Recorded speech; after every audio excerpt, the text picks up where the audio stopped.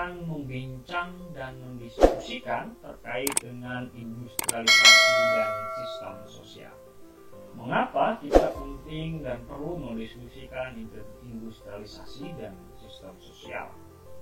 Karena industrialisasi merupakan faktor ataupun dampak langsung dari perkembangan teknologi itu sendiri. Di kesempatan kali ini, industrialisasi dan perkembangan sektor lain apa saja yang perlu kita lihat dan perlu kita cermati. Baik, yang pertama, proses industrialisasi yang berjalan sejak tahun 1960, khususnya di Indonesia, terjadi pada tahapan transformasi dari pertanian ke industri. Dan tentu hal ini belum dapat menopang dan menciptakan struktur ekonomi yang kuat, terutama dalam akomodasi transisi infrastruktur dan tenaga kerja. Nah, kita tahu di era tahun 1960-an sampai 1980-an ada yang namanya PRITA, program 5 tahunan di era Orde Baru, dan ada program yang namanya Revolusi Hijau. Semua petani dipaksa untuk mengadopsi ataupun untuk melakukan proses transformasi dari sistem pertanian tradisional menuju sistem pertanian modern. Dalam tanda kutip, hal ini misalnya teknologi diciptakan, pupuk diberikan disubsidi oleh pemerintah, dan lain sebagainya. Tapi masyarakat lupa sistem pertanian yang dulu tanpa mengandalkan yang namanya pupuk berbasiskan bahan-bahan kimia. Lalu negara memberikan sebuah regulasi, mengimplementasikan sebuah regulasi atau kebijakan yang bersifat dalam hal ini yang dikenal dengan Revolusi Hijau, maka petani Indonesia lupa. Mungkin 5-7 tahun produksi beras di Indonesia itu berhasil. Tetapi dampak dari itu, apakah produksi beras yang dilahirkan ataupun dihasilkan para petani itu juga berdampak signifikan terhadap kekuatan dan daya tahan tanah yang selalu setiap kali panen dan setiap kali menanam itu memiliki tingkat kesuburan yang bagus. Nah, ini menjadi persoalan di awal apa proses industrialisasi ini berdampak terhadap perkembangan para sektor lain. Selanjutnya, industrialisasi itu di Indonesia tidak terlepas dari tahap liberalisasi yang dilakukan di sektor perdagangan, keuangan, dan pasar modal, serta tahapan kebijakan pemerintah dalam melindungi industri dalam negeri maupun yang sedang tumbuh atau infant industry. Nah, apa yang dimaksud dengan liberalisasi pada sektor perdagangan, keuangan, dan pasar modal? Liberalisasi merupakan sebuah ideologi kapitalisme global yang menginginkan tidak adanya kekuatan penuh dari campur tangan negara.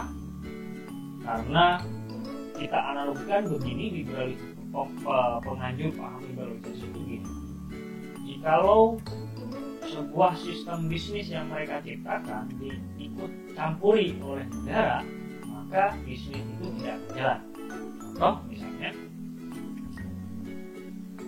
yang selalu didengungkan para ideolog liberalisme itu, pertama misalnya dia yang menciptakan produksi barang, dia yang menciptakan produksi harga, lalu yang memberikan keluaran kebijakan patokan harga barang itu negara atau pemerintah misalnya. Nah, mereka para penganjur liberalisasi ini menolak itu. Tidak ada batasan lagi, harus dibuat tidak ada batasan. Maka konsep liberalisasi ini memiliki 3 akses utama dalam hal ideologi. Yang pertama adalah liberalisme dalam aspek ekonomi, tidak ada batas antara negara satu dengan negara yang lainnya. Yang ada batas hanya cuannya berapa. Yang kedua adalah ini merujuk kepada sistem deregulasi. Apa itu yang disebut dengan deregulasi? Deregulasi merupakan pelemahan pada aspek hukum. Kita tahu bahwa bangsa Indonesia merupakan negara berbagai ataupun memiliki perbedaan yang hidup di tengah keragaman. Lalu negara itu memiliki sistem ideologi yang disebut sistem ideologi Pancasila sebagai asas tunggal dan way of life dalam hal menjalankan kehidupan berbangsa dan negara berbasiskan nilai Pancasila. Maka negara Indonesia memiliki ataupun berpatokan kepada Undang-Undang Dasar 1945. Nah, Undang-Undang Dasar 1945 ini menjadi landasan hukum apapun yang ada. Semua sistem produksi atau produk hukum itu selalu dilandaskan terhadap Undang-Undang 1945 sebagai landasan. Nah, dalam perkembangannya, segala lini dan segala aspek kehidupan sosial dan ekonomi lebih utamanya, banyak para penganjur paham liberalisme dari penganjur kapitalisme itu mereka menginginkan agar usaha mereka itu bisa lancar di Indonesia. Yang disasar siapa? Yang disasar adalah para pembuat undang-undang. Nah, ketika berbicara para pembuat undang-undang, maka secara otomatis yang disasar adalah regulatornya. Berbicara regulator yaitu badan anggota legislatif. Kata ayat ketika ada isu-isu krusial, contoh misalnya undang-undang tembakau, kita tahu. Iya, jangan terlalu jauh lah. Isu yang baru saja yang masih hangat kita diskusikan tentang undang-undang Omnibus Law atau undang-undang Cipta Kerja. Saya kok sedikit yakin begitu ya. Kenapa masyarakat bergejolak dengan berbagai perdebatannya? Merujuk pada sistem liberalisasi, Indonesia tersandra dalam konsep deregulasi. Nah, ketika berbicara deregulasi, maka tak ayat ada banyak pasal-pasal yang dalam pembuatan undang-undang yang sedang disusun itu diperjualbelikan karena aksesnya itu ada. Para anggota legislatif itu rata-rata di anggota dewan itu, kalau boleh kita analisis dalam risetnya Jeffrey Winter gitu ya 2015, itu hampir 85% anggota legislatif di Indonesia itu berlatar belakang pengusaha. Ketika berbicara latar belakang pengusaha, yang diuntungkan, yang dipikirkan itu bukan lagi konstituen. Lalu siapa? Mungkin hanya 30%-nya konstituen itu. 70%-nya adalah mengamankan asetnya. Ketika berbicara aset, tentu itu adalah aset bisnis dia di dalam berbagai sektor di Indonesia. Mau industri teknologi, mau industri manufaktur, perbankan, dan lain sebagainya. Karena pada faktanya hampir 80% anggota legislatif merupakan dan berlatar belakang pengusaha. Tidak ayal ketika berbicara pada pengusaha, mereka akan pertama-tama yang paling utama mengamankan aset bisnis. Ketika berbicara aset bisnis, menyinggung undang-undang Cipta Kerja atau Omnibus Law, saya kok semakin yakin disebut ada udang di balik bakpao, kira-kira gitu ya. Entah itu ada perjualbelian dengan kong kali kong asing karena banyak undang-undangnya yang siluman dan lain sebagainya. Orang kita harus buktikan fakta tersebut. Yang ketiga dari proses liberalisasi itu sendiri, selain liberalisme, deregulasi dan adalah privatisasi. Di eranya SBY, kita tengok ke belakang, banyak sekali perusahaan-perusahaan yang dalam tanda kutip itu dikelola oleh negara dan dikelola oleh dalam tanda kutip investornya dalam negeri, mereka jual kepada investor luar negeri. Nah, ketika berbicara investor luar negeri, maka uangnya tidak lagi berputar di Indonesia. Ingat ya, ketika berbicara investor luar negeri, uangnya akan kembali di mana investor itu tinggal dan hidup. Oleh karena itu, privatisasi adalah pencabutan aset-aset negara, dalam hal ini misalnya perusahaan milik negara dan perusahaan milik swasta yang murni orang Indonesia dibeli oleh asing, disubsidi oleh mereka. Banyak sekali. Dan itu berbicara terkait dengan regulasi yang diinginkan ataupun dimiliki yang dalam hal ini presiden tentunya ya. Nah, regulasi dan regulasi lain juga itu adalah seiring dengan proses liberalisasi tersebut, pembiayaan kredit perbankan kepada sektor swasta di periode pra-krisis sebelum 1998 terus menunjukkan peningkatan yang pada gilirannya mendongkrak pertumbuhan sektor industri. Satu sisi, krisis 98 itu merugikan terhadap sistem perekonomian nasional, tapi sisi yang lain, sektor industri itu semakin bertumbuh. Ini menjadi bagian yang tidak terpisah karena banyak orang-orang Indonesia yang masih peduli terkait dengan perkembangan ilmu pengetahuan.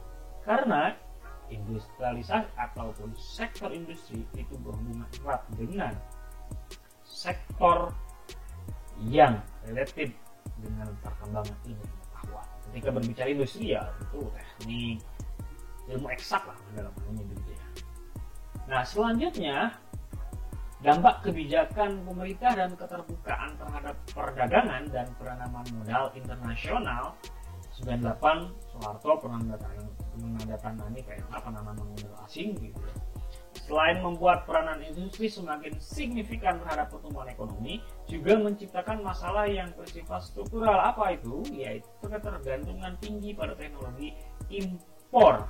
Nah, ini yang sudah saya sebutkan sebelumnya, bahwa Indonesia itu adalah negara konsumerisme, negara yang bekas dijajah oleh Belanda. Sistem itu masih melekat, begitu kira-kira. Dan utang luar negeri semakin banyak. Sepertinya ketika berbicara terkait dengan utang luar negeri, Indonesia ini siapapun presidennya pasti ngutang. Nah, oleh karena itu, pandangan hidup masyarakat industri itu apa saja yang ada terkait dengan perkembangan industri itu sendiri. Satu adalah pandangan unit family, yang kedua adalah pandangan ikatan sosial, yang ketiga adalah pandangan sikap masyarakat, yang keempat adalah pandangan lingkungan hidup, yang kelima adalah pandangan posisi seseorang, yang keenam adalah pandangan anggota masyarakat. Apa itu? Mari kita lihat. Unit family atau pandangan terhadap unit family itu ketika berbicara unit family dulu mungkin ini lebih identik dengan kelompok-kelompok atau masyarakat-masyarakat pedesaan yang bercorak tradisional. Ketika dia memproduksi sebuah industri ataupun sebuah perkembangan teknologi itu diproduksi hanya sekedar memenuhi hidup, hanya untuk makan dirinya, hanya untuk makan keluarga. Sementara ketika berbicara zaman modern ataupun masyarakat modern, khususnya lebih identik dalam stratifikasi sosial yang sudah saya sebutkan sebelumnya, itu bercorak modern, itu masyarakat perkotaan. Mereka lebih konsumtif atau pemakai barang dari hasil teknologi itu sendiri. Nah, selanjutnya kita lihat dari cara pandang kita terkait dengan ikatan sosial. Sebelum adanya teknologi, itu masih bercorak tradisional, a sense of community. Jadi keeratan sosial itu sangat terbangun. Ketika misalnya berbicara terkait dengan neighborhood ataupun tetangga, misalnya kalau kita lihat di desa-desa, tidak punya makan, mereka mengasih makan dan lain sebagainya. Atau mungkin dalam tradisi orang-orang NU misalnya begitu, sepertinya tradisi itu masih juga berkembang hingga hari ini. Ya, ketika ada orang yang meninggal, kira-kira ada anekdot ketika meninggal seseorang misalnya, menurut mereka yang tidak punya pekerjaan bilang aman, mereka bilang 1 minggu ke depan, kira-kira dia kan 7 hari ada tahlilan. Nah, kira-kira begitu coba corak tradisional. Sementara bagi kelompok-kelompok ataupun perkembangan teknologi semakin maju, itu bercorak lebih modern. Nah, sosial kontraknya apa? Yaitu berdasarkan skill yang dimiliki oleh seseorang. Oleh karena itu, ketika berbicara seseorang, ketika perkembangan teknologi masuk, tidak terlepas ketika seseorang itu, kamu punya apa? Anda punya kemampuan apa untuk mendapatkan sesuatu? Itulah era teknologi yang relatif dengan industrialisasi. Selanjutnya adalah pandangan sikap masyarakat. Ketika berbicara sebelum adanya perkembangan teknologi proses industrialisasi, masih bercorak tradisional, yaitu hegemony of population. Jadi, ya ketika berbicara hegemony of population itu ada sosok, ya kalau dalam teorinya Weberian, ada sosok karisma yang menjadi perekat sosial. Jadi semua populasi itu tersistem menjadi satu. Ketika ada persoalan, si tokoh adat ataupun tokoh masyarakat itu ketika berbicara Weberian memiliki karisma menyelesaikan masalah-masalah. Tapi ketika teknologi sudah berkembang, sikap masyarakat itu menjadi apa? Lebih coraknya modern, lebih cepat, orientasi pada pekerjaan, sudah tidak lagi berleha-leha, sudah tidak ada lagi kelompok-kelompok rebahan, kira-kira begitu. Lu mau makan, maka lu hari ini harus bekerja, kira-kira begitu ya. Nah, pandangan pada lingkungan hidup sebelum adanya teknologi itu bercorak tradisional. Lebih banyak orang-orang itu menggunakan sistem pertanian sebagai based on need for daily life. Nah, sementara ketika teknologi semakin berkembang, proses industrialisasi terlahir di mana-mana, bercoraknya lebih modern dan industri semakin berkembang dan masyarakatnya sangat terbuka. Nanti bagaimana dengan pandangan seseorang? Ketika sebelum industri masuk ataupun di proses industrialisasi masuk, juga sama bercoraknya masih tradisional, masih berlaku kastanisasi ya kira-kira. Kalau misalnya di desa, kalau bukan anak kepala desa bisa kuliah di luar kota gitu. Contoh misalnya Anda berada di desa ingin kuliah di Jakarta ataupun di Yogyakarta misalnya begitu, kalau tidak punya modal karena bukan anak kepala desa, maka dia tidak bisa kuliah. Contoh kecil seperti itu. Tapi di hari ini ketika perkembangan industrialisasi semakin advance, coraknya lebih modern, mereka itu statusnya itu sangat dinamis. Jadi berdasarkan kemampuan skillnya seperti apa, karena semua orang hari ini sudah tidak ada batas, sudah tidak ada lagi kamu anaknya bupati, kamu anaknya presiden dan lain sebagainya. Selama kita punya kemampuan, Anda bisa kuliah lebih yang lebih tinggi. Nah, yang selanjutnya adalah pandangan terhadap anggota masyarakat. Sebelum teknologi berkembang, itu coraknya yang bersifat tradisional, aktivitasnya tidak terpisah, masih guyup begitu, masih ya saling bertatap muka, saling ngobrol, atau di misalnya kita lihat dalam corak struktur masyarakat pedesaan, ketika mereka bekerja istirahat jam 12 misalnya, habis bertani mereka bercengkrama, tidak bisa dan sebagainya, guyup. Nah, tetapi ketika teknologi semakin advance, proses industrialisasi semakin maju, maka coraknya lagi modern, aktivitasnya terpisah. Jangankan bertemu dengan antara satu dengan yang lainnya, kita hari ini jam 12 lapar, tanpa Anda pergi ke warung makan yang Anda ingin sukai, cukup klik dengan sistem teknologi, pihak Android Anda datanglah itu makanan. Kira-kira seperti itu. Selanjutnya, ini kira-kira yang berbeda, industrialisasi itu menjadi sebuah gejala atau menjadi gejala masyarakat. Apa menjadi gejala? Satu, sebagai langkah awal revolusi industri, dan ini akan sangat terus berkembang sesuai dengan temuan dari para ilmuwan di dalam negeri ataupun di luar negeri. Oleh karena itu, sebagai masyarakat yang modern harus adaptif dengan adanya perkembangan teknologi. Selanjutnya, industrialisasi itu sebagai sebuah gejala masyarakat itu, proses penyebaran gejala diterima di seluruh dunia sebagai sesuatu yang rasional, tidak bisa tidak, di mana nilai-nilai kebudayaan bangsa tidak disinggung, namun penerapannya membutuhkan pengetahuan dan keterampilan. Nah, kira-kira apa pengaruh industrialisasi terhadap masyarakat industri? Yang pertama adalah teknologi membuat kehidupan masyarakat perlu adaptasi yang membutuhkan waktu dalam prosesnya.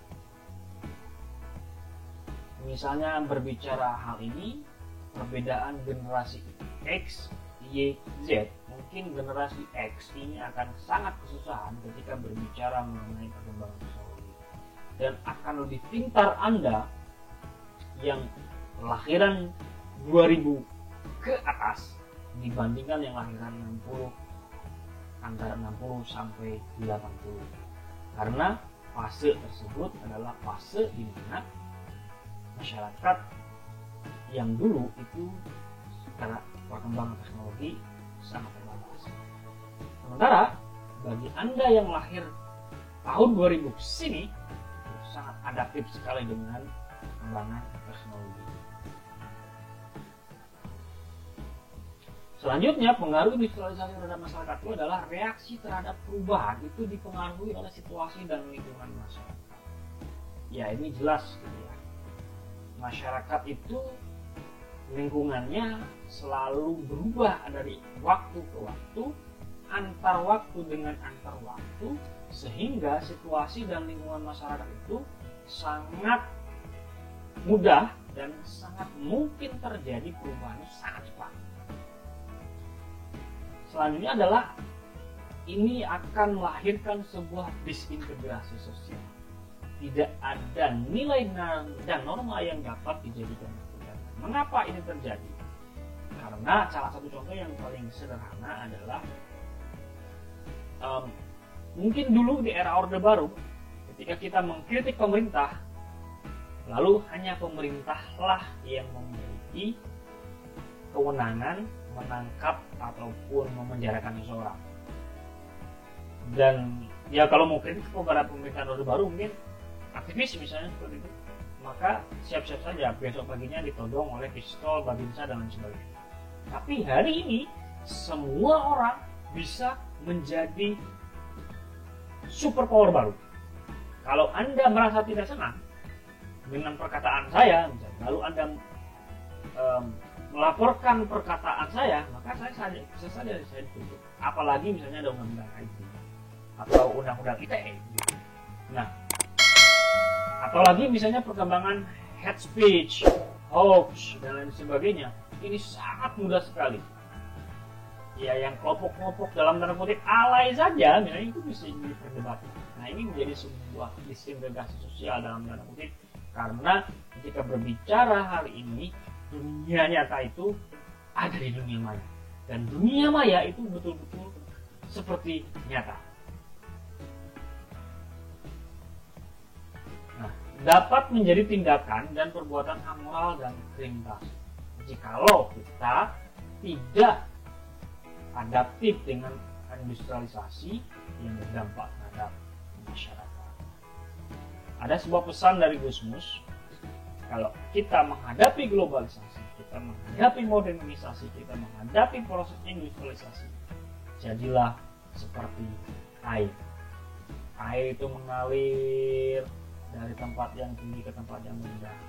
Dia akan mengikuti arus, tetapi tidak terbawa arus. Itulah hikayat sebuah atau jenis air.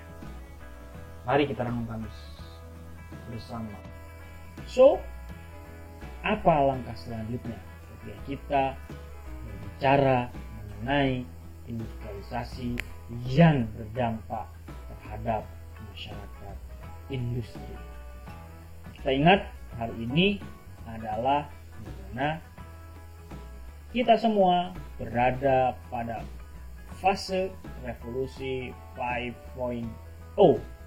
Mungkin saja ke depan, mungkin saja di masa yang akan datang, semua pekerjaan-pekerjaan yang bisa dikerjakan oleh manusia itu akan tergantikan oleh robotik.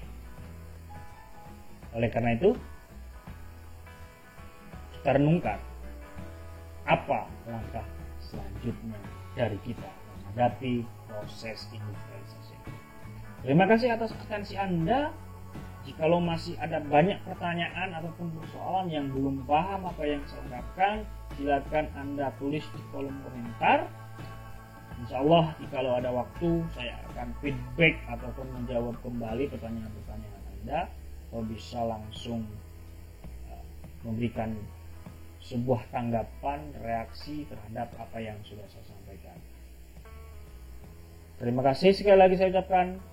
Assalamualaikum warahmatullahi wabarakatuh.